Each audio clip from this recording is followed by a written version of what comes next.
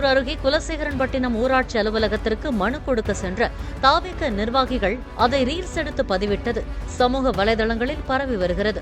குலசேகரன்பட்டினத்தில் குடிதண்ணீர் வரவில்லை மற்றும் தெருவிளக்குகள் எரியவில்லை என தாவேக ஒன்றிய செயலாளர் பத்ரி பிரசாத் என்பவர் தலைமையில் அக்கட்சியினர் ஊராட்சி அலுவலகத்திற்கு மனு கொடுக்க சென்று அதை வீடியோவாக பதிவு செய்து ரீல்ஸ் வெளியிட்டுள்ளனர்.